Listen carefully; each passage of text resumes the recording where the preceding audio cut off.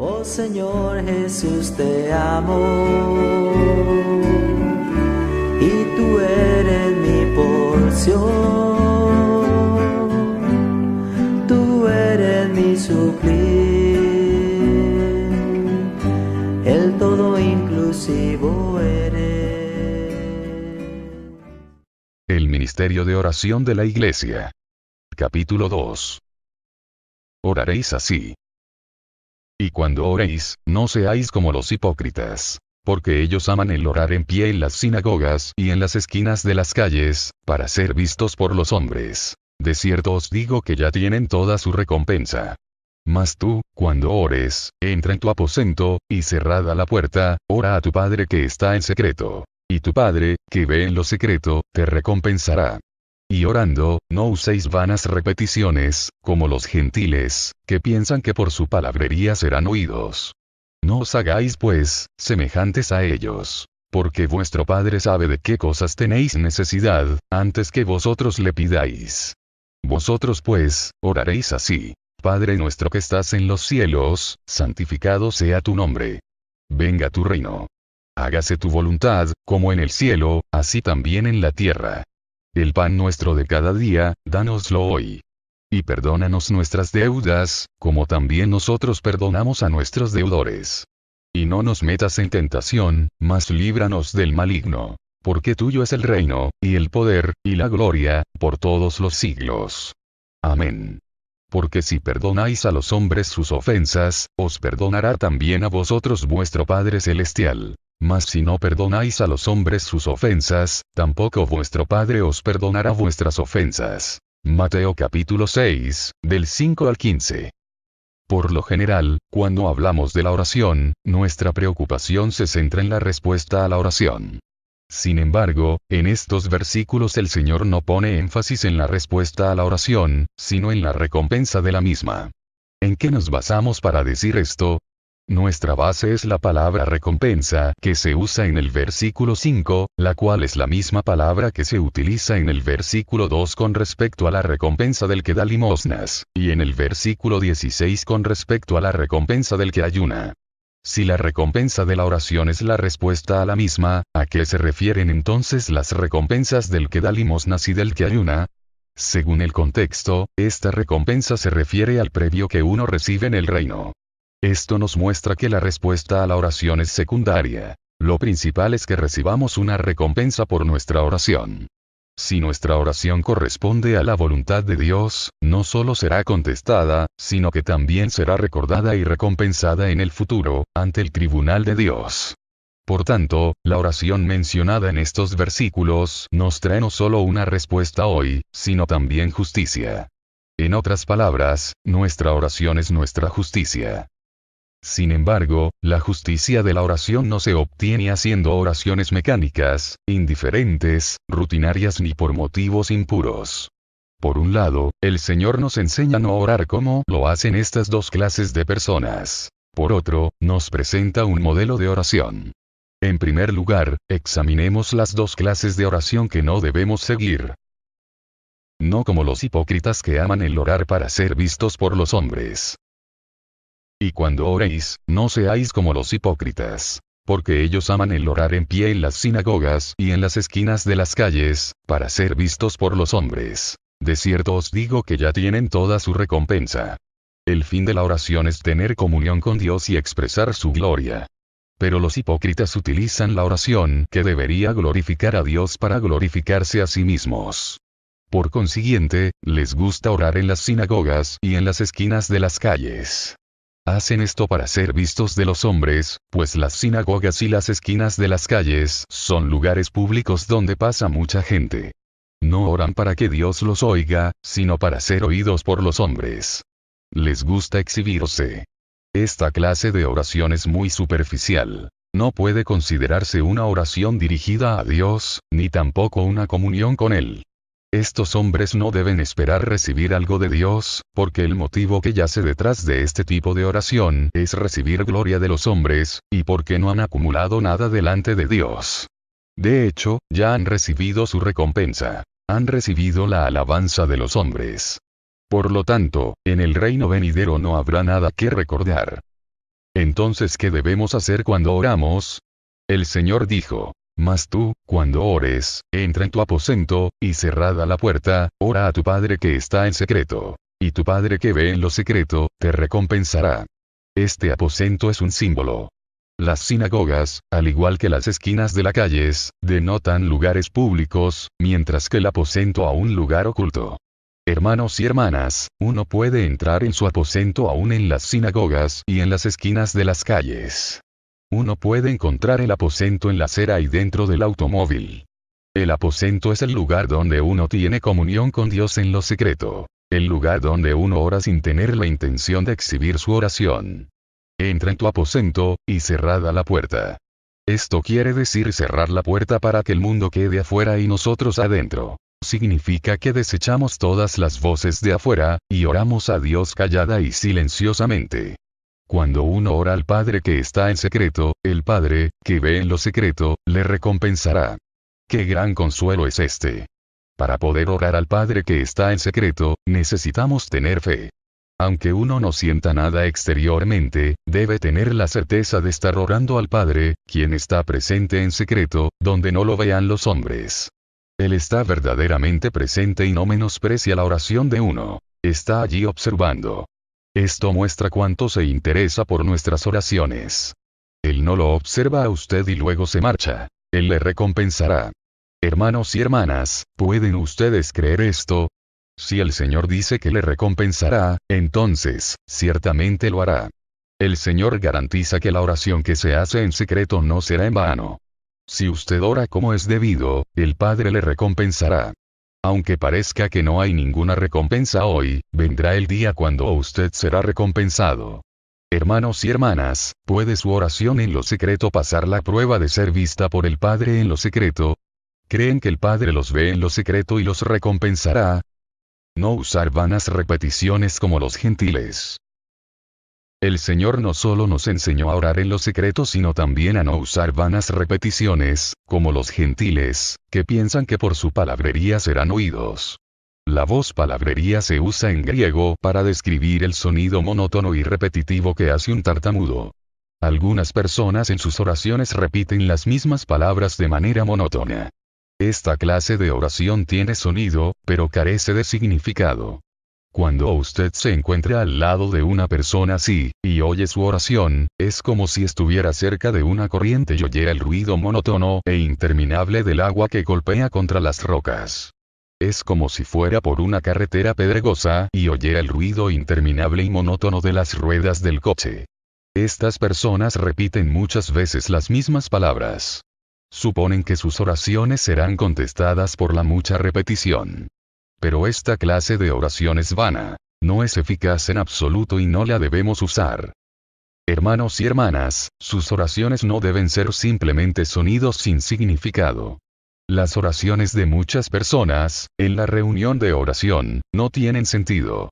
Si usted no les da el amén cuando oran, lo condenan por no ser uno con ellos, pero si dice amén a sus oraciones, seguirán repitiendo las mismas palabras. Tales personas no oran para que se realicen algunas metas sino para generar algarabía. Sus oraciones no tienen el propósito de aliviar la carga sino el de producir un discurso. Se ofrecen muchas oraciones como resultado de la influencia humana, y se expresan muchas palabras que van más allá de lo que uno desea. Estas oraciones son como el ruido de una corriente de agua que golpea contra las rocas, o como el ruido de las ruedas de un carruaje que va por un camino de piedras. Esta clase de oración tiene sonido pero carece de significado. No debemos orar de esa manera.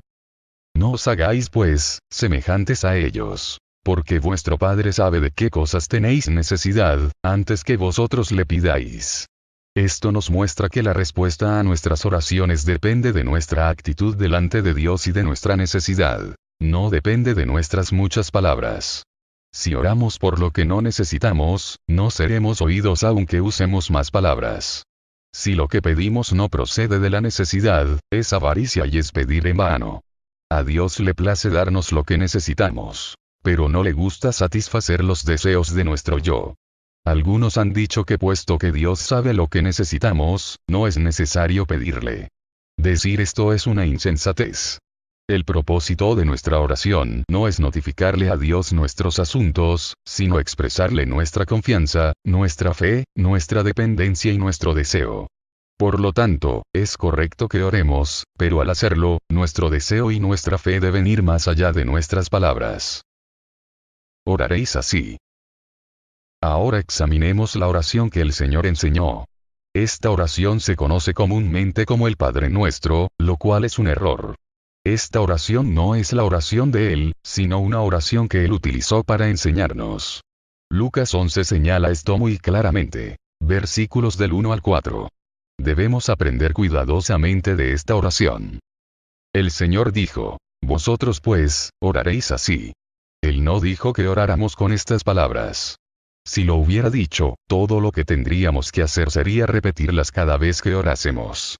No, esto no es a lo que Él se refería. Lo que quiso decir fue que debíamos orar de esa manera. En otras palabras, el Señor nos enseñaba cómo orar. No nos insta a imitar sus palabras, sino a que oremos de la manera que Él lo hace. Desde el comienzo del mundo, Dios ha estado escuchando las oraciones del hombre. De generación en generación y de edad en edad, los hombres han estado orando a Dios. Pero es difícil encontrar personas cuyas oraciones lleguen al blanco. Muchas personas prestan atención a sus necesidades, no a las de Dios. Por esta razón, el Señor nos dijo, vosotros pues, oraréis así. El así aquí, es algo muy significativo, grandioso y profundo. Hermanos y hermanas, si de verdad queremos aprender a orar, necesitamos aprender a orar así. Esta es la primera vez, desde que Dios vino a la tierra como hombre, que nos dice cómo debemos orar y cómo hacerlo de manera concisa. El Señor nos dijo que debemos orar a nuestro Padre que está en los cielos. La palabra Padre es un título, un nuevo nombre por medio del cual el hombre se puede dirigir a Dios. Antes, el hombre lo llamaba el Dios Todopoderoso, el Altísimo, el Dios viviente o Jehová. Nadie se atrevía a llamar Padre a Dios.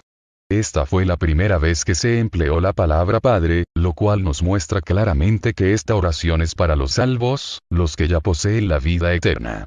Después de ser salvos, podemos dirigirnos a Dios como Padre, pues solo los que fueron engendrados por Dios son hijos suyos, y solo ellos pueden llamarlo Padre. Esta es una oración dirigida a nuestro Padre que está en los cielos. Cuán agradable es esto y qué gran consuelo. Originalmente, solo nuestro Señor Jesús podía llamar Padre a Dios. Pero en estos versículos, Él nos instruye a que lo llamemos Padre nuestro. Esta es una gran revelación. Si Dios no nos hubiera amado y dado a su Hijo unigénito, ¿cómo podríamos llamarlo Padre nuestro? Damos gracias a Dios que su Hijo murió y resucitó por nosotros, para que podamos llegar a ser sus hijos y así recibir una nueva posición. De aquí en adelante, podemos orar a nuestro Padre que está en los cielos. Cuán íntimo, liberador y animante es esto. Que el Espíritu del Señor nos enseñe más a entender que Dios es nuestro Padre y a creer que el Padre es amoroso y paciente, y que Él no solo desea oír nuestras oraciones, sino también compartir el gozo de la oración. Esta oración puede dividirse en 3 secciones. La primera sección está relacionada con las cosas de Dios. Es una oración que expresa 3 deseos acerca de Dios. Mateo capítulo 6, versículo 9 y 10, y puede considerarse como el fundamento. La segunda sección se relaciona con nosotros. Es nuestra petición por la protección de Dios. Versículos del 11 al 13, a. La tercera sección es nuestra declaración. Es nuestra alabanza a Dios. Versículo 13b. Veamos las secciones de la oración. 3 deseos acerca de Dios. La primera sección trata de 3 deseos acerca de Dios. El primer deseo. Santificado sea tu nombre. Santificado sea tu nombre. Dios espera que todos oremos pidiendo que su nombre sea santificado por el hombre. Su nombre es exaltado entre los ángeles. Pero en la tierra, su nombre está siendo usado en vano. Aún a los ídolos les ponen su nombre. Cuando un hombre toma el nombre de Dios en vano, Dios no le demuestra su ira partiéndolo con un rayo, sino que se esconde como si no existiera. Cuando un hombre toma su nombre en vano, Dios no lo confronta. Aún así, quiere que sus hijos oren. Santificado sea tu nombre. Hermanos y hermanas, si aman a Dios y lo conocen, entonces querrán que su nombre sea santificado. Si alguno toma el nombre de Dios en vano, ustedes se sentirán heridos, su deseo de que el nombre del Señor sea santificado se fortalecerá, y orarán con más perseverancia. Santificado sea tu nombre. Un día el hombre santificará este nombre y nunca más lo tomará en vano. Santificado sea tu nombre. El nombre de Dios no es solo un título por el cual nos dirigimos a Él, es una gran revelación que recibimos del Señor. El nombre de Dios se usa en la Biblia para designar la revelación que Dios da de sí mismo al hombre, y denota todo lo que sabemos de Él. El nombre de Dios es su naturaleza y revela su plenitud. Esto es algo que el hombre no puede comprender con su alma, sino algo que el Señor nos revela. Juan capítulo 17, versículo 6. El Señor dijo: y les he dado a conocer tu nombre, y lo daré a conocer aún, para que el amor con que me has amado, esté en ellos, y yo en ellos. Capítulo 17, versículo 26. Esto nos muestra que para conocer el nombre de Dios, necesitamos que el Señor nos revele repetidas veces. Santificado sea tu nombre. No solo es nuestro deseo sino también nuestra adoración al Padre. Debemos darle gloria a Dios. Debemos comenzar nuestra oración con alabanzas. Antes de esperar recibir misericordia y gracia de Él, debemos darle la gloria. Debemos concederle la alabanza plena por lo que Él es, y luego podemos recibir su gracia. Hermanos y hermanas, tenemos que recordar que lo principal y la meta máxima de nuestra oración es que Dios reciba la gloria. Santificado sea tu nombre. El nombre de Dios está ligado a su gloria. Ezequiel capítulo 36 versículo 21 dice: pero he tenido dolor al ver mi santo nombre profanado por la casa de Israel entre las naciones a donde fueron. Esto significa que la casa de Israel no había santificado el nombre de Dios. Así que el nombre de Dios fue profanado entre las naciones a donde fueron. Pero Dios tuvo dolor por su santo nombre. Nuestro Señor quiere que nosotros tengamos este deseo. En otras palabras, Él quiere glorificar su propio nombre por medio de nosotros. El nombre de Dios tiene que ser santificado primero en nuestros corazones antes de que nuestro deseo se haga más profundo. Se necesita una obra profunda de la cruz antes de poder glorificar el nombre de Dios. De otro modo, nuestro deseo no es más que una idea vacía, no es un verdadero deseo. Hermanos y hermanas, puesto que este es el caso, cuánto necesitamos ser quebrantados y podados. El segundo deseo: venga tu reino. ¿Qué clase de reino es este? Si leemos el contexto en Mateo, veremos que si este reino se refiere al reino de los cielos. El Señor nos dice que oremos: venga tu reino. Esto significa que el reino de Dios existe en el cielo y no en la tierra. Consecuentemente, debemos orar pidiendo a Dios que extienda su esfera celestial a la tierra. La Biblia habla del reino de Dios en términos históricos y también geográficos. La historia se relaciona con el tiempo, y la geografía con los lugares. Según la Biblia, el reino de Dios es más geográfico que histórico. El Señor dijo: pero si yo por el Espíritu de Dios echo fuera los demonios, entonces ha llegado a vosotros el reino de Dios. Mateo capítulo 12, versículo 28. ¿Está esto relacionado con la historia? No, es algo relacionado a la geografía. El reino de Dios está donde quiera que el Hijo de Dios eche fuera demonios. Así que, durante este período, el reino de Dios es más un asunto geográfico que histórico. Hermanos y hermanas, si en ustedes prevalece el concepto histórico del reino, solo han visto un lado de la verdad. En el Antiguo Testamento se encuentra el reino de los cielos solo en profecía. Cuando el Señor Jesús vino, oímos la declaración de Juan el Bautista, quien proclamó que el reino de los cielos se había acercado. Mateo 3, versículos 1 y 2. Luego el mismo Señor Jesús dijo en el capítulo 4 versículo 17, que el reino de los cielos se había acercado. Ellos dijeron esto porque para entonces ya había personas que pertenecían al reino de los cielos. Cuando llegamos a Mateo capítulo 13, vemos que aparece el reino de los cielos en la tierra. En la actualidad, el reino de Dios está donde quiera que los hijos de Dios, por el Espíritu de Dios, echen fuera los demonios y sus obras. Al pedirnos que oráramos para que viniese el reino, el Señor expresaba su anhelo de que el reino de Dios llene toda la tierra. venga tu reino. Este no es solo el deseo de la Iglesia, sino también su responsabilidad. La Iglesia debe traer el reino de Dios, para lo cual necesita pagar el precio de ser restringida por el cielo y someterse a su gobierno. Ella debe ser la puerta del cielo y debe permitir que la autoridad del cielo se exprese en la tierra. Para poder traer el reino de Dios, la Iglesia tiene que conocer todas las maquinaciones de Satanás. Segunda de Corintios capítulo 2, versículo 11. Y tiene que vestirse de toda la armadura de Dios a fin de estar firme contra las estratagemas del diablo. Efesios capítulo 6, versículo 11, pues donde quiera que está el reino de Dios, el diablo es echado fuera. Cuando el reino de Dios gobierne en la tierra completamente, Satanás será arrojado al abismo. Apocalipsis 20 del 1 al 3. Puesto que la Iglesia tiene una responsabilidad tan grande, Satanás hará todo lo que pueda por atacarla. Que la Iglesia pueda orar como lo hicieron los santos de antaño. Oh Jehová, inclina tus cielos y desciende. Salmo 144, 5. Oh, si rompieses los cielos, y descendieras. Isaías 64, versículo 1. Al mismo tiempo debemos decirle a Satanás: apártate de la tierra ahora mismo, y vete al fuego eterno, el cual Dios ha preparado para ti. Confrontarlo con Mateo 25, versículo 41. El tercer deseo: hágase tu voluntad, como en el cielo, así también en la tierra. La oración hágase tu voluntad, como en el cielo, así también en la tierra muestra que la voluntad de Dios se hace en el cielo, y que no se hace completamente en la tierra. Dios es Dios. ¿Quién puede impedir que se haga su voluntad? ¿Podrá acaso el hombre o el diablo detener a Dios? Nadie puede detener a Dios. ¿Por qué entonces tenemos que orar? Para responder a esta pregunta, tenemos que mencionar algo relacionado con el principio de la oración. En la Biblia existen algunos principios básicos acerca de la verdad. El principio de la oración es uno de ellos. Cuán maravilloso es que la oración exista en la Biblia.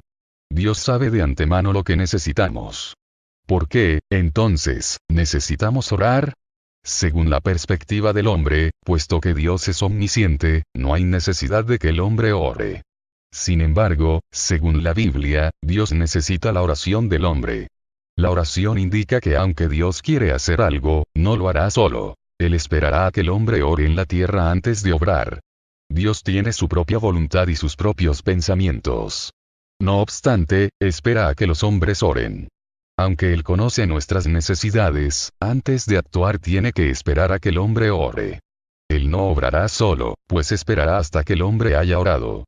La razón por la cual debemos orar es que Dios no hará nada por sí solo. Él tiene que esperar a que el hombre ore antes de obrar. El Señor Jesús iba a nacer, pero era necesario que Simeón y Ana oraran por esto. Lucas capítulo 2, versículos 25, y del versículo 36 al 38. El Espíritu Santo había de descender, pero solo lo haría cuando los 120 oraran 10 días. Hechos capítulo 1, versículo 15. Y capítulo 2 versículos 1 y 2. Este es el principio de la oración. ¿Podemos en la oración pedirle a Dios que no haga lo que quiere hacer? No, de ninguna manera. Sin embargo, Dios tiene que esperar a que nosotros oremos antes de poder hacer lo que desea. En los días de Acab, vino la palabra de Jehová a Elías claramente diciendo: yo haré llover sobre la faz de la tierra. Pero Elías tuvo que orar antes de que Dios enviara la lluvia. Primera de Reyes capítulo 18, versículos 1, y del versículo 41 al 45. Dios no cumplirá su voluntad solo. Él debe esperar a que nosotros oremos antes de cumplir su voluntad. ¿Qué es la oración? La oración significa que, en primer lugar, Dios tiene una voluntad. En segundo lugar, que nosotros tocamos esta voluntad y oramos por ella. Y en tercer lugar, que Dios contesta nuestra oración. Muchas personas tienen el concepto erróneo de que la razón por la cual el hombre ora a Dios es iniciar algo y pedirle a Dios que lo lleve a cabo. Pero la Biblia nos muestra que es Dios el que primero tiene una voluntad y quiere hacer algo. Entonces nos muestra su voluntad, y nosotros declaramos con nuestra boca la voluntad que hemos llegado a entender. Esto es la oración. El Señor nos enseñó a orar. Dios mismo desea que su nombre sea santificado, que su reino venga y que su voluntad se haga en la tierra. Sin embargo, Él no hará estas cosas por su propia cuenta. Él espera a que la iglesia ore. Si usted ora, yo oro y todos los hijos de Dios oramos, y las oraciones son lo suficiente numerosas, entonces su nombre será santificado, su reino vendrá y su voluntad se hará en la tierra así como en el cielo. Los hijos de Dios tienen que aprender a hacer este tipo de oración. Siempre debemos recordar lo que Dios desea hacer. Aunque Él ha determinado hacer algo, no lo hará. Él debe esperar a que sus hijos sean motivados y estén dispuestos a expresar su voluntad en sus oraciones antes de que Él pueda contestarlas. Aunque en el milenio su nombre será santificado plenamente, su reino vendrá y su voluntad se hará en la tierra, ese tiempo vendrá más tarde o más temprano, dependiendo de la oración de sus hijos. El principio básico consiste en que Dios no hará nada según su propósito solamente. Antes de actuar Él esperará a que sus hijos oren en la tierra. Algunas cosas pueden considerarse asuntos secundarios de la voluntad de Dios. Pero Dios tiene una voluntad suprema, y los asuntos pequeños de su voluntad están incluidos ella. Cuando prestamos atención a la voluntad suprema de Dios, todos los demás asuntos se cumplirán. Dios tiene su voluntad en el cielo, y su Espíritu nos comunica esta voluntad. Por lo tanto, podemos responder a ella y clamar: Dios, te pedimos que cumplas esto. Cuando esto ocurre, Dios cumple su voluntad. En esto consiste el principio de la oración revelado en la Biblia. El mover de Dios hoy es afectado por nuestras oraciones en la tierra. Nuestro Señor nos ha revelado este misterio que estaba oculto desde los siglos. Hermanos y hermanas, si estamos dispuestos a hacer un sacrificio y apartar tiempo para orar, veremos que este tipo de oración no solo recibirá respuesta sino también una recompensa. La voluntad de Dios es como un río, y nuestra oración es como un canal. Si nuestra oración es grande, el logro de nuestra oración también será grande. Si nuestra oración es limitada, el logro de nuestra oración también lo será. El avivamiento de Gales durante 1903 y 1904 fue el mayor en la historia de la Iglesia. Dios produjo un gran avivamiento usando a un minero, Evan Roberts, quien no tenía mucha educación. Pero sus oraciones eran profundas. Después de haber dejado de predicar durante unos 7 u 8 años, un hermano que se encontró con él, le preguntó: ¿qué has estado haciendo durante estos años? Él respondió con una corta declaración: he estado haciendo la oración del reino. Si no hay oración, el reino no vendrá. Si los canales están bloqueados, el agua no podrá fluir. Al enseñarnos a orar, el Señor reveló la intención de Dios y lo que desea de nosotros. Cuando los hijos de Dios pongan su voluntad en armonía con la de Dios, el nombre de Dios será santificado, su reino ciertamente vendrá y su voluntad se hará en la tierra así como en el cielo. 3 cosas que se piden para uno mismo. La segunda sección se relaciona con 3 cosas que uno pide para sí mismo. La primera cosa: el pan nuestro de cada día, dánoslo hoy. Cuando algunos leen esto, no pueden entender por qué el Señor repentinamente cambia de tema y pasa del nombre, el reino y la voluntad de Dios al tema de nuestro pan de cada día. ¿No parece esto un paso hacia atrás, volverse de una oración tan elevada a asuntos tan triviales? Hermanos y hermanas, hay una razón para ello. Cuando un verdadero hombre de Dios ora continuamente por el nombre, el reino y la voluntad de Dios, el Señor se ocupa de las necesidades de ese hombre. Si la oración es importante, el que ora seguramente provocará el ataque de Satanás. Por tanto, el pan es algo por lo que tenemos que orar. El pan es la provisión inmediata del hombre y constituye una gran tentación. Cuando un hombre cae en una situación en la cual conseguir el pan cotidiano se convierte en un problema, se hallará en una gran prueba. Por una parte, oramos que el nombre de Dios sea santificado, que venga su reino y que su voluntad se haga en la tierra. Por otra, como seres humanos, aún vivimos en la tierra y necesitamos el pan de cada día. Satanás sabe esto. Por consiguiente, es menester que oremos pidiendo protección. Esta es la oración de un cristiano por su propia provisión. Necesita pedir la protección del Señor. De no ser así, tal vez al mismo tiempo que hace una oración elevada, sea atacado. Satanás puede atacar. Cuando no tenemos suficiente pan, somos atacados, y nuestra oración es afectada. Necesitamos ver la necesidad de esta oración. Todavía somos seres humanos, vivimos en la tierra y nuestro cuerpo necesita pan. Por tanto, tenemos que pedirle a Dios que nos lo dé. Esta oración también nos muestra que necesitamos acudir a Dios y orar a Él diariamente. El Señor nos enseña a orar. El pan nuestro de cada día, dánoslo hoy. No oramos semanalmente, sino diariamente. No tenemos en qué apoyarnos en la tierra, y tampoco tenemos ahorros. En cierto sentido, no podemos orar por el pan semanal ni mensual. Tenemos que orar por el pan de hoy. Cuánta confianza en Dios se requiere en tal circunstancia. El Señor no desconoce nuestras necesidades diarias. Él no nos dice que nos olvidemos de ellas, sino que oremos diariamente. En realidad, el Padre ya sabe qué necesitamos. El Señor quiere que le pidamos a Dios por nuestro pan cada día porque quiere que aprendamos a acudir al Padre día a día y que ejerzamos nuestra fe día a día. Frecuentemente extendemos demasiado nuestras preocupaciones hacia el futuro y alargamos nuestra oración del mismo modo. Hermanos y hermanas, si tenemos un deseo firme de entregarnos a su nombre, su reino y su voluntad, sufriremos grandes penalidades. Pero si Dios nos da nuestro pan de cada día, no tendremos que orar por el pan de mañana, sino cuando llegue el día de mañana. No se preocupen por el mañana. Basta a cada día su propio mal. Mateo capítulo 6, del versículo 31 al 34. La segunda cosa. Perdónanos nuestras deudas, como también nosotros perdonamos a nuestros deudores.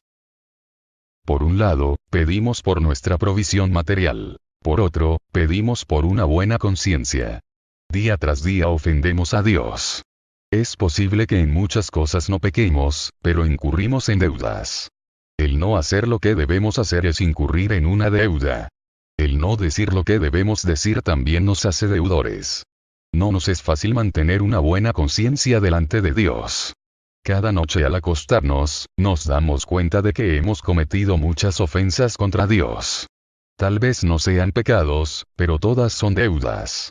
Tenemos que pedirle a Dios que nos perdone nuestras deudas para poder tener una buena conciencia. Esto es muy importante. Ser perdonados de nuestras deudas equivale a ser perdonados de nuestros pecados. Necesitamos este perdón para poder tener una buena conciencia y vivir delante de Dios con franqueza. Muchos hermanos y hermanas tienen la experiencia de que tan pronto haya una grieta en su conciencia, su fe desaparece. No debemos permitir que haya grietas en nuestra conciencia. En cuanto a la fe y a tener una buena conciencia, Pablo dijo, desechando las cuales naufragaron en cuanto a la fe algunos. Primera de Timoteo capítulo 1, versículo 19. La conciencia es como un barco. No puede darse el lujo de tener agujeros. Una vez que la conciencia tiene un agujero, la fe se escapa. La conciencia no puede tener deuda alguna, ni acumular ofensas. Una vez que tiene alguna ofensa, tendrá un agujero, y lo primero que se escapará será nuestra fe. Si la conciencia tiene un agujero, uno no puede creer aunque lo intente. Una vez que la acusación aparece en la conciencia, la fe escapa. Por tanto, a fin de mantener una buena conciencia, tenemos que pedirle a Dios que perdone nuestras deudas. Este es un asunto crucial.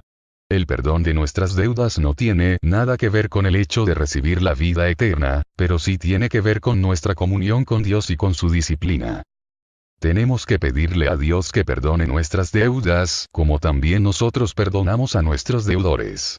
Si una persona se porta mal con usted, y usted no le perdona las ofensas, no puede pedirle a Dios que perdone sus propias deudas.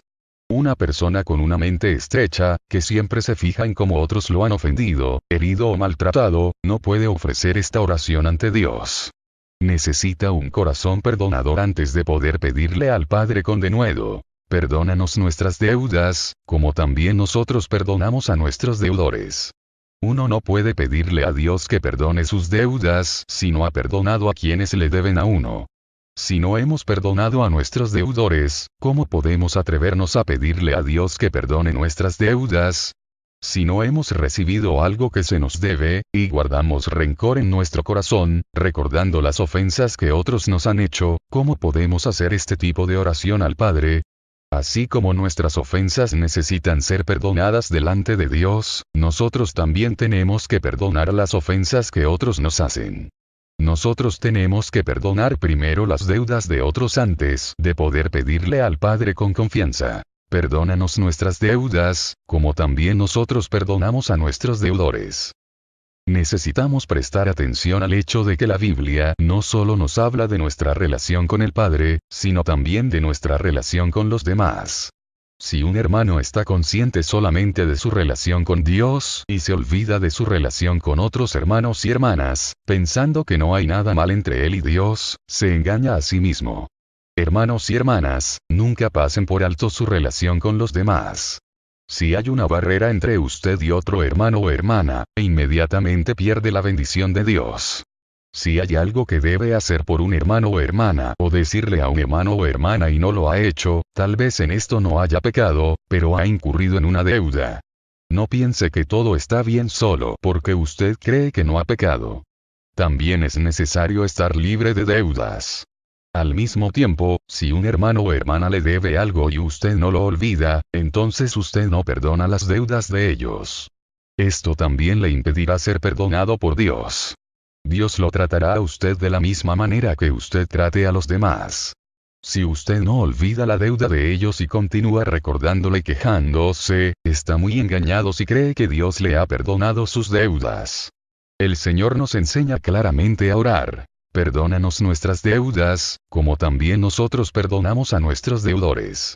Necesitamos prestar atención a las palabras como también nosotros perdonamos. Si no existieran estas palabras nosotros perdonamos, sería imposible usar la palabra como. Si nosotros no hemos perdonado a nuestros deudores, nuestras deudas serán recordadas delante de Dios. Si hemos quitado de nuestro corazón las deudas de ellos y ya no queda nada, podemos acercarnos con denuedo delante de Dios y decirle: perdónanos nuestras deudas, como también nosotros perdonamos a nuestros deudores. Dios entonces tendrá que perdonarnos. Tenemos que perdonar incondicionalmente a nuestros deudores, pues esto influye en que seamos perdonados por Dios. La tercera cosa: no nos metas en tentación, mas líbranos del maligno. La primera parte habla de nuestras necesidades materiales, y la segunda, de nuestra relación con los hermanos y hermanas. Esta tercera parte habla de nuestra posición frente a Satanás. No nos metas en tentación es una petición negativa. Mas líbranos del maligno es positiva. Por un lado, cuando vivimos para Dios en la tierra y tenemos un fuerte deseo de dedicarnos a su nombre, su reino y su voluntad, nos encontramos con necesidades materiales y, por ende, debemos pedir por nuestro pan de cada día. Por otro lado, nuestra conciencia necesita estar limpia y libre de ofensa delante de Dios. Para esto necesitamos que Dios perdone nuestras deudas. Pero hay otra cosa. También necesitamos paz. Para esto necesitamos pedirle a Dios que nos libre de la mano de Satanás. Hermanos y hermanas, cuanto más tomemos el camino del reino de los cielos, más grandes serán las tentaciones. ¿Qué debemos hacer entonces? Podemos orar y pedirle a Dios que no nos meta en tentación. Hermanos y hermanas, no podemos tener tanta confianza en nosotros mismos, pensando que podemos hacerle frente a alguna tentación. Puesto que el Señor nos ha pedido que oremos, debemos orar pidiendo a Dios que no nos meta en tentación. Nosotros no sabemos cuándo vendrá la tentación. Así que debemos orar de antemano para que no caigamos en tentación. Esta oración es para nuestra protección. No es que estemos esperando cada día que venga la tentación, sino que oramos cada día para que no venga. Debemos pedir que solamente confrontemos aquello que el Señor permita venir sobre nosotros y no alguna otra cosa que el Señor no quiera que venga sobre nosotros.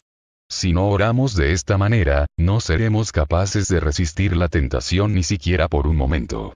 Tenemos que pedirle al Señor que no nos meta en tentación, que no permita que nos enfrentemos a nadie y que no se nos atraviese nada que no deba. Esta es una oración de protección. Tenemos que orar para que Dios nos proteja, para que nuestro pan de cada día sea provisto, para que nuestra conciencia esté limpia y para que no tengamos que enfrentar las tentaciones. Debemos pedirle al Señor en toda circunstancia que no nos meta en tentación. Debemos orar que no confrontemos nada que el Señor no haya permitido. Diariamente, tenemos que pedirle a Dios que nos guarde de la tentación. No solo tenemos que pedirle a Dios que no nos meta en tentación, sino también que nos libre del maligno. Esta oración es positiva. No importa dónde ponga Satanás su mano, tenemos que pedirle al Señor que nos libre del maligno. En cuanto al pan de cada día, en cuanto a la condenación de nuestra conciencia y en cualquier tentación, tenemos que pedirle al Señor que nos libre del maligno. En otras palabras, le pedimos que no caigamos en la mano del maligno. Al leer Mateo 8 y 9, encontramos que las manos de Satanás están puestas en más cosas de las que uno espera o se da cuenta. Están ocultas en la fiebre que viene de repente sobre el cuerpo de una persona. Capítulo 8, versículo 14, y en la tormenta que se levanta de repente en el mar. Capítulo 8, versículo 24. Ellas hacen que los demonios operen en los hombres y ahoguen los cerdos. Capítulo 8, versículos 28 al 32. Ellas obran en el interior del corazón del hombre, haciendo que rechace al Señor y se oponga a él sin haber razón alguna. Capítulo 9, versículos 3 y 11. En síntesis, Satanás está activo causando daño al hombre e infligiéndole sufrimiento. Por tanto, tenemos que pedir ser librados del maligno. Los 3 deseos acerca de Dios son oraciones básicas, y las 3 peticiones por nosotros mismos son oraciones de protección. No le pedimos al Señor por nuestro pan de cada día solo porque deseemos comer. No le pedimos que nuestra conciencia esté sin ofensa solo por tener una buena conciencia. No le pedimos al Señor que nos libre del maligno solo porque queramos ser librados del maligno. Oramos por todas estas cosas a fin de vivir más tiempo en la tierra para poder desempeñar la obra de oración a fin de que el nombre del Padre sea santificado, su reino venga y su voluntad sea hecha en la tierra como en el cielo. 3 cosas por las cuales alabar. Finalmente, el Señor nos enseñó a alabar por causa de 3 cosas. Porque tuyo es el reino, y el poder, y la gloria, por todos los siglos. Amén. Esta alabanza nos habla de que el reino, el poder y la gloria le pertenecen al Padre. Las 3 cosas por las cuales alabamos se relacionan con nuestra liberación del maligno. También se relacionan con toda la oración que enseñó el Señor. Oramos que el Señor nos libre del maligno porque el reino, el poder y la gloria son del Padre y no de Satanás. Este es el punto principal. Puesto que el reino, el poder y la gloria le pertenecen al Padre, nosotros no debemos caer en la mano de Satanás. Esta es la razón por la cual no debemos caer en la mano de Satanás. Si caemos, ¿cómo podríamos glorificar al Padre? Si el Padre ha de ejercer poder sobre nosotros, entonces Satanás no puede hacerlo. Como el reino de los cielos le pertenece al Padre, no podemos ni debemos caer en la mano de Satanás. Con respecto a la autoridad, debemos recordar lo que dijo el Señor. He aquí os doy potestad de hollar serpientes y escorpiones, y sobre todo poder del enemigo, y nada os dañará. Lucas capítulo 10, versículo 19. Este versículo dice que la potestad que Él da nos capacita para vencer el poder del enemigo. Junto con la autoridad viene el poder. El Señor quiere que sepamos que junto con el reino está la autoridad, y detrás de la autoridad está el poder para regir. El reino es de Dios y no de Satanás. La autoridad le pertenece a Dios, no a Satanás. Por lo tanto, el poder le pertenece a Dios, no a Satanás. Por supuesto, la gloria también le pertenece a Dios, no a Satanás. Puesto que el reino, el poder y la gloria pertenecen a Dios, los que pertenecen a Dios deben vencer toda tentación y ser librados de la mano de Satanás. En el Nuevo Testamento, el nombre del Señor denota autoridad, mientras que el Espíritu Santo denota poder. Toda la autoridad está en el nombre del Señor, y todo el poder está en el Espíritu Santo. El Espíritu Santo es el poder de Dios. El reino se refiere al gobierno del cielo y a la autoridad de Dios, mientras que el poder nos habla de que todo el poder está en el Espíritu Santo. Cuando Dios obra, el Espíritu Santo llega a ser su poder. Puesto que el reino pertenece a Dios, Satanás no tiene dónde ejercer su dominio. Puesto que el poder pertenece al Espíritu Santo, Satanás de ninguna manera puede tocar al Espíritu Santo. Mateo 12 versículo 28 nos habla de que cada vez que los demonios se encontraron con el Espíritu Santo, fueron echados. Por último, la gloria también pertenece a Dios. Por tanto, podemos declarar y alabar en voz alta. Porque tuyo es el reino, y el poder, y la gloria, por todos los siglos. Amén. El Señor nos enseñó a orar así. Esto no quiere decir que debemos recitar esta oración como un rezo, sino que debemos orar en conformidad con este modelo. Todas las oraciones deben seguir este modelo. En cuanto a Dios, deseamos que su nombre sea santificado, que su reino venga y que su voluntad sea hecha en la tierra como se hace en el cielo. En cuanto a nosotros, pedimos que Dios nos proteja. En cuanto a nuestra alabanza, se basa en el hecho de que el reino, el poder y la gloria son de Él. Puesto que el reino, el poder y la gloria son de Él, su nombre debe ser santificado, su reino debe venir y su voluntad debe ser hecha en la tierra como en el cielo. Puesto que el reino, el poder y la gloria son de Él, le pedimos a Él nuestro pan de cada día, que perdone nuestras deudas, que nos libre de tentación y del maligno. Toda oración debe tomar esta como modelo. Algunos han dicho que esta oración no es para cristianos porque no concluye con las palabras en el nombre del Señor. Eso es una necedad. La oración que el Señor enseña no es una fórmula mágica que debamos repetir. ¿Qué oración del Nuevo Testamento termina con las palabras en el nombre del Señor? Cuando los discípulos estaban en la barca, y clamaron, Señor, sálvanos, que perecemos. Mateo capítulo 8, versículo 25 terminaron con las palabras en el nombre del Señor. El Señor no enseñó que teníamos que decir estas palabras. Él nos enseñó a orar conforme a este principio. Él nos enseñó la manera de orar. No nos dijo que oráramos con estas palabras. La importancia de perdonar las ofensas. Después que el Señor concluyó su enseñanza sobre la oración, añadió, porque si perdonáis a los hombres sus ofensas, os perdonará también a vosotros vuestro Padre Celestial. Mas si no perdonáis a los hombres sus ofensas, tampoco vuestro Padre os perdonará vuestras ofensas. Esta es la explicación que el Señor da del versículo 12 de Mateo 6, donde dice, perdónanos nuestras deudas, como también nosotros perdonamos a nuestros deudores. Los cristianos fallan muy fácilmente en este asunto de perdonar a otros. Si existe entre los hijos de Dios la tendencia a no perdonar, se esfumarán todas las lecciones que han aprendido, la fe y el poder. Es por esto que el Señor es tan enfático y claro. Aunque estas palabras son sencillas, los hijos de Dios la necesitan. Porque si perdonáis a los hombres sus ofensas, os perdonará también a vosotros vuestro Padre Celestial. Es muy sencillo recibir el perdón del Padre. Pero si no perdonáis a los hombres sus ofensas, tampoco vuestro Padre os perdonará vuestras ofensas. No existe el perdón superficial. Esta palabra es sencilla, pero el hecho no es tan sencillo. Si perdonamos a otros solo de labios pero no en nuestro corazón, esto no es perdón a los ojos de Dios. El perdón que se da solo de labios es vano y engañoso y no cuenta ante el Padre. Tenemos que perdonar de corazón las ofensas. Así como los discípulos necesitaban esta palabra del Señor, también nosotros la necesitamos. Si los cristianos son irreconciliables y no perdonan a otros de corazón, la iglesia será perjudicada.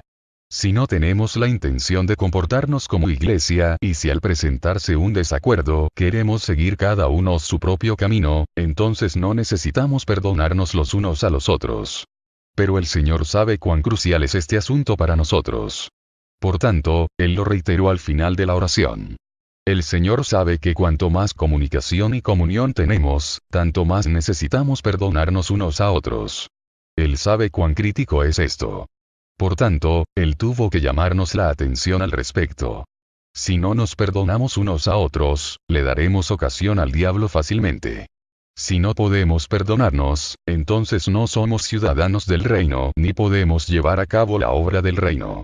Ninguno que tenga una actitud implacable puede participar en la obra del reino, y nadie que tenga esta actitud puede vivir en el reino.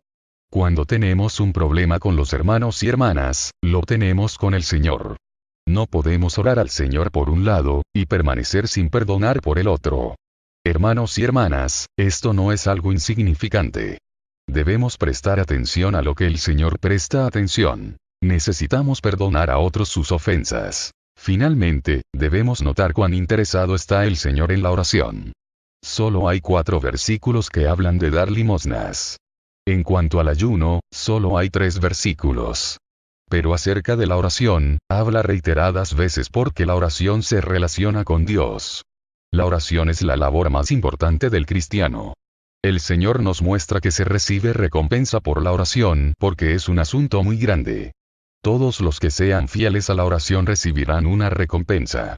Todos los que continúen con esta labor en secreto y le presten atención no quedarán sin recompensa. Que Dios levante personas que oren por su obra. Además, la oración que el Señor enseñó usa la palabra nosotros, primera persona del plural. Es así como ora la Iglesia. Esta es una oración que está plenamente consciente del cuerpo. Es una oración admirable. No sé cuántos santos habrá en la tierra que puedan orar de esta manera. Hermanos y hermanas, que podamos consagrarnos de nuevo para orar de esta manera. Un sinnúmero de santos a lo largo de las edades ha llegado a ser parte de esta gran oración. Que el Señor tenga misericordia de nosotros para que también podamos participar en esta gran oración. Y siento que amo y amo más de ti, recibiendo todo tu suplir. Este amor me mantendrá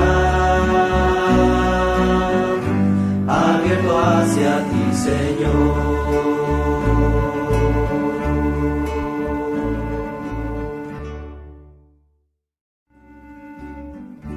Oh Señor Jesús, te amo,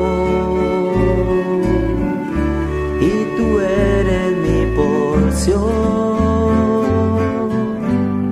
tú eres mi suplir, el todo inclusivo eres. El ministerio de oración de la Iglesia. Capítulo 2. Oraréis así. Y cuando oréis, no seáis como los hipócritas, porque ellos aman el orar en pie en las sinagogas y en las esquinas de las calles, para ser vistos por los hombres. De cierto os digo que ya tienen toda su recompensa. Mas tú, cuando ores, entra en tu aposento, y cerrada la puerta, ora a tu Padre que está en secreto. Y tu Padre, que ve en lo secreto, te recompensará. Y orando, no uséis vanas repeticiones, como los gentiles, que piensan que por su palabra los hipócritas utilizan la oración que debería glorificar a Dios para glorificarse a sí mismos. Por consiguiente, les gusta orar en las sinagogas y en las esquinas de las calles. Hacen esto para ser vistos de los hombres, pues las sinagogas y las esquinas de las calles son lugares públicos donde pasa mucha gente. No oran para que Dios los oiga, sino para ser oídos por los hombres. Les gusta exhibirse. Esta clase de oración es muy superficial. No puede considerarse una oración dirigida a Dios, ni tampoco una comunión con Él. Estos hombres no deben esperar recibir algo de Dios, porque el motivo que yace detrás de este tipo de oración es recibir gloria de los hombres, y porque no han acumulado nada delante de Dios. De hecho, ya han recibido su recompensa. Han recibido la alabanza de los hombres. Por lo tanto, en el reino venidero no habrá nada que recordar. Entonces, ¿qué debemos hacer cuando oramos? Ante el tribunal de Dios. Por tanto, la oración mencionada en estos versículos nos trae no solo una respuesta hoy, sino también justicia. En otras palabras, nuestra oración es nuestra justicia. Sin embargo, la justicia de la oración no se obtiene haciendo oraciones mecánicas, indiferentes, rutinarias ni por motivos impuros. Por un lado, el Señor nos enseña a no orar como lo hacen estas dos clases de personas. Por otro, nos presenta un modelo de oración. En primer lugar, examinemos las dos clases de oración que no debemos seguir. No como los hipócritas que aman el orar para ser vistos por los hombres. Y cuando oréis, no seáis como los hipócritas, porque ellos aman el orar en pie en las sinagogas y en las esquinas de las calles, para ser vistos por los hombres. De cierto os digo que ya tienen toda su recompensa. El fin de la oración es tener comunión con Dios y expresar su gloria. Hablamos de la oración, nuestra preocupación se centra en la respuesta a la oración. Sin embargo, en estos versículos el Señor no pone énfasis en la respuesta a la oración, sino en la recompensa de la misma. ¿En qué nos basamos para decir esto? Nuestra base es la palabra recompensa que se usa en el versículo 5, la cual es la misma palabra que se utiliza en el versículo 2 con respecto a la recompensa del que da limosnas, y en el versículo 16 con respecto a la recompensa del que ayuna. Si la recompensa de la oración es la respuesta a la misma, ¿a qué se refieren entonces las recompensas del que da limosnas y del que ayuna? Según el contexto, esta recompensa se refiere al premio que uno recibe en el reino. Esto nos muestra que la respuesta a la oración es secundaria. Lo principal es que recibamos una recompensa por nuestra oración. Si nuestra oración corresponde a la voluntad de Dios, no solo será contestada, sino que también será recordada y recompensada en el futuro, habrería serán oídos. No os hagáis pues, semejantes a ellos. Porque vuestro Padre sabe de qué cosas tenéis necesidad, antes que vosotros le pidáis. Vosotros pues, oraréis así. Padre nuestro que estás en los cielos, santificado sea tu nombre. Venga tu reino. Hágase tu voluntad, como en el cielo, así también en la tierra. El pan nuestro de cada día, dánoslo hoy. Y perdónanos nuestras deudas, como también nosotros perdonamos a nuestros deudores. Y no nos metas en tentación, mas líbranos del maligno. Porque tuyo es el reino, y el poder, y la gloria, por todos los siglos. Amén. Porque si perdonáis a los hombres sus ofensas, os perdonará también a vosotros vuestro Padre Celestial. Mas si no perdonáis a los hombres sus ofensas, tampoco vuestro Padre os perdonará vuestras ofensas. Mateo capítulo 6, del 5 al 15. Por lo general, cuando hablamos